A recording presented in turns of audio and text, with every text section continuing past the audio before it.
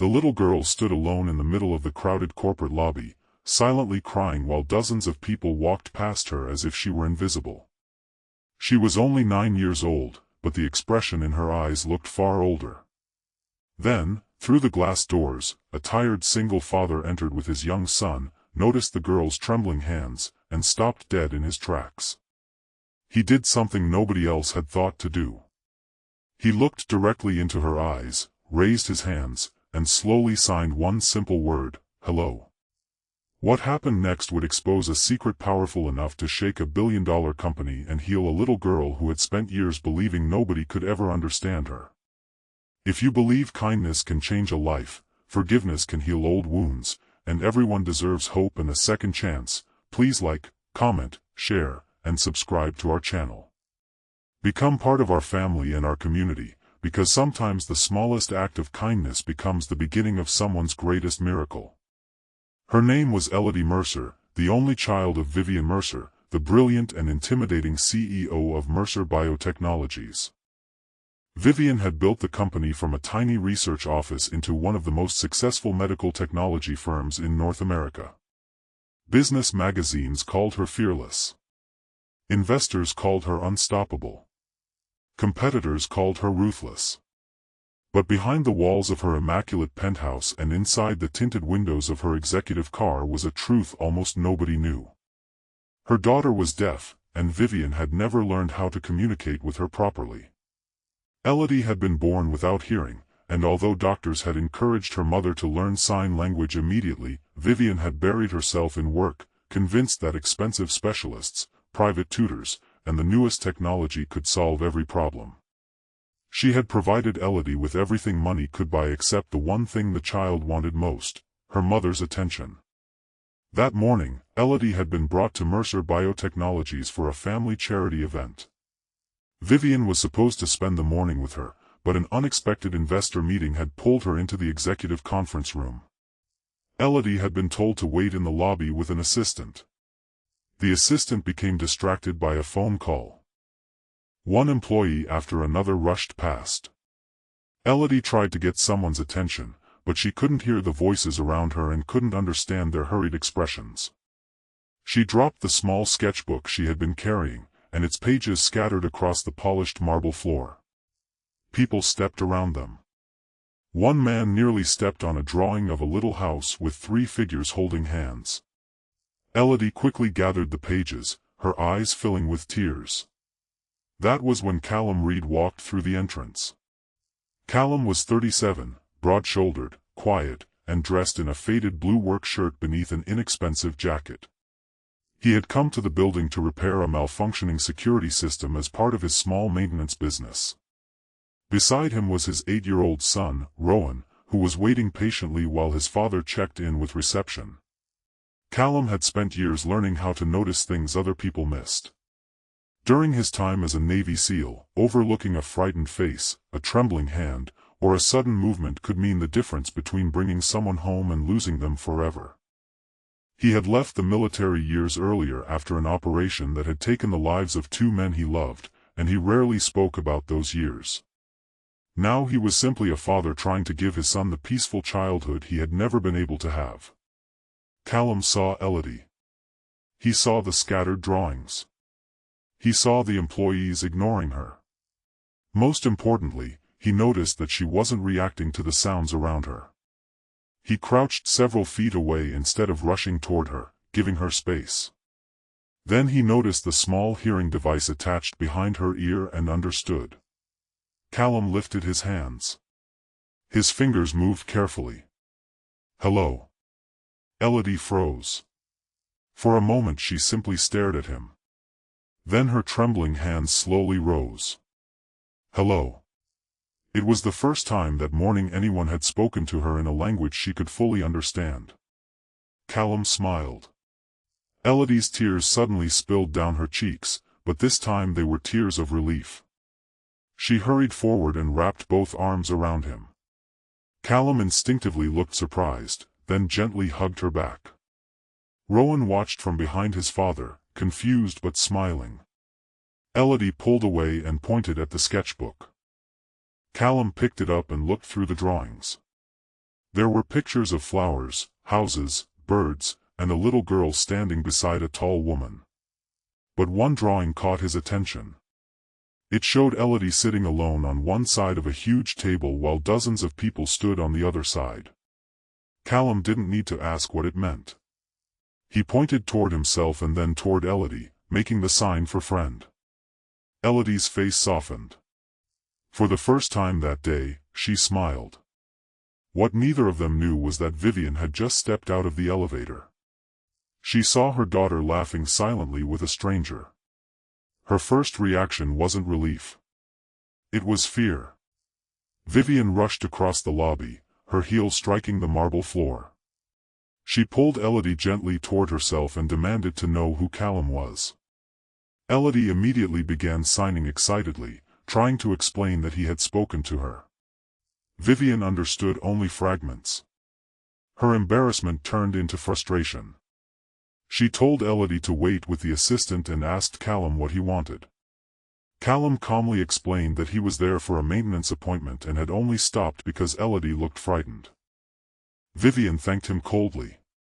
But Elodie grabbed Callum's sleeve. She didn't want him to leave. Callum looked at the child, then at Vivian, and quietly told her that Elodie seemed to be asking for someone to understand her, not someone to fix her. The word struck Vivian harder than he could have known. She wanted to argue. Instead, she walked away with her daughter. That afternoon, however, Vivian couldn't concentrate. During the investor meeting, she kept seeing Elodie's face. She remembered every expensive therapy session, every advanced device, every private school she had paid for.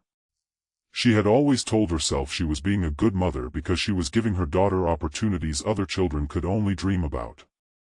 But suddenly she wondered whether Elodie had ever wanted any of those things. Maybe she had only wanted someone to sit beside her. The next morning, Vivian learned something unexpected. Callum had returned to the building because the maintenance issue required additional work. She watched from the hallway as he communicated with Elodie using sign language. Rowan sat beside them, showing Elodie a comic book. The little girl was laughing so hard she had to wipe tears from her eyes. Vivian felt something inside her crack. She asked Callum where he had learned sign language. He hesitated. Then he explained that his younger sister had lost her hearing after an illness when he was a teenager. Their parents had struggled financially, so Callum had taught himself sign language because he couldn't stand watching his sister feel isolated. Years later, when he joined the Navy, he continued learning different forms of communication because military service had taught him that words weren't always spoken aloud. Vivian was stunned by the simplicity of his answer. He hadn't learned sign language because someone had required him to. He learned because someone he loved needed him. For weeks, Callum became an unexpected presence in Elodie's life. He never treated her like she was fragile. He taught Rowan to communicate with her. He encouraged Elodie to express anger instead of hiding it. He praised her drawings. Most importantly, he listened with his eyes. But Vivian remained suspicious. She discovered Callum's military background and became concerned. A former Navy SEAL with a troubled past working around her daughter seemed like a dangerous combination. Her lawyers advised her to keep him away. Her security team investigated him. Then they discovered the truth. Callum had once been decorated for saving 3 wounded soldiers during a failed extraction. But the same operation had left him carrying terrible guilt. One of the men he couldn't save had been his closest friend. Callum had left the SEALs afterward, convinced that he had failed the people who trusted him. Vivian confronted him about it. Callum didn't become defensive. He admitted that for years he believed surviving meant he had betrayed the men who hadn't come home. Then he looked at Elodie. He explained that his son had taught him something he had forgotten: surviving wasn't betrayal. Sometimes survival was an opportunity to become the person someone else needed. Vivian stood silently. She finally understood why Callum had recognized Elodie's loneliness so quickly. He knew what it felt like to carry invisible wounds. Then came the turning point. One afternoon, during a major company charity presentation, Vivian prepared to address hundreds of guests.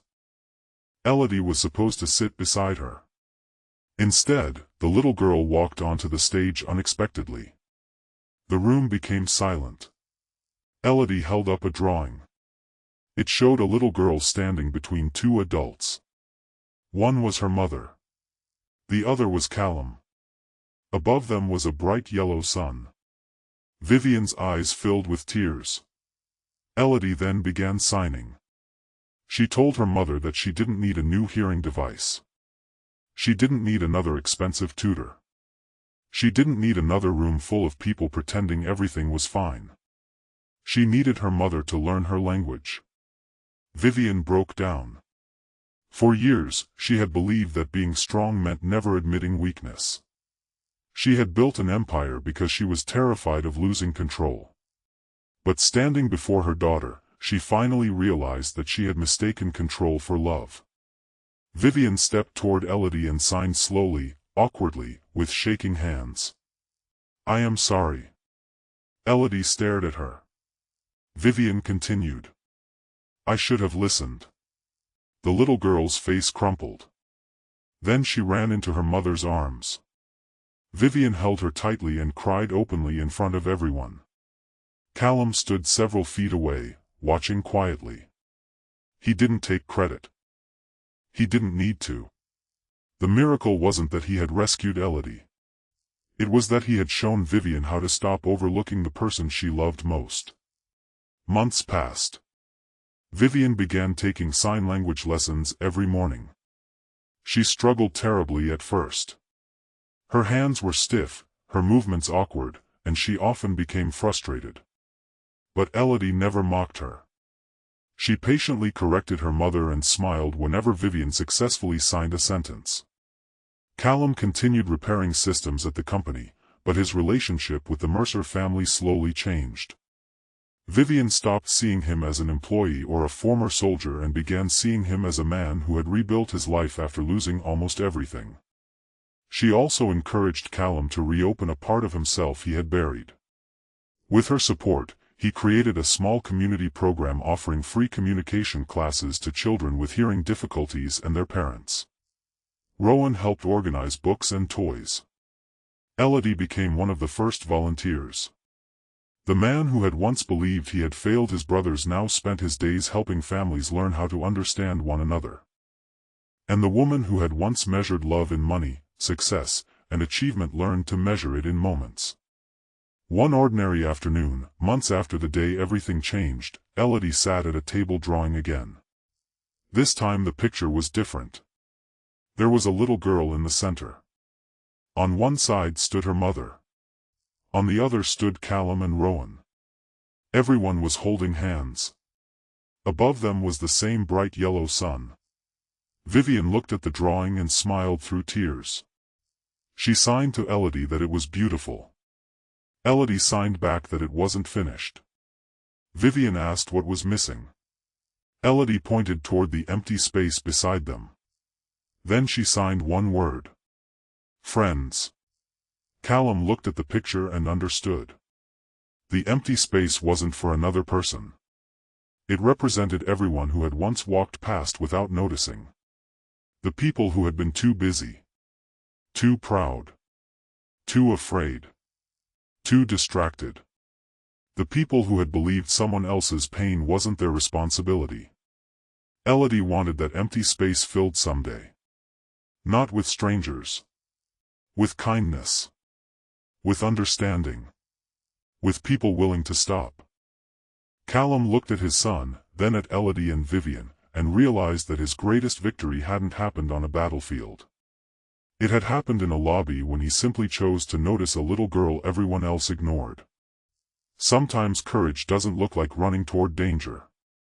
Sometimes it looks like stopping beside someone who feels invisible. Sometimes the strongest person in the room is the one willing to admit, I was wrong.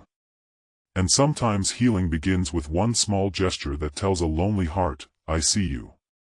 Before this story ends, leave a meaningful comment and tell us what lesson touched you most. Would you have stopped to help Elodie if you had been in that crowded lobby? And who in your life might simply need someone to notice them today? If this story touched your heart, please like this video, leave a meaningful comment, share it with someone who needs hope today, and subscribe to our channel so you never miss another emotional journey.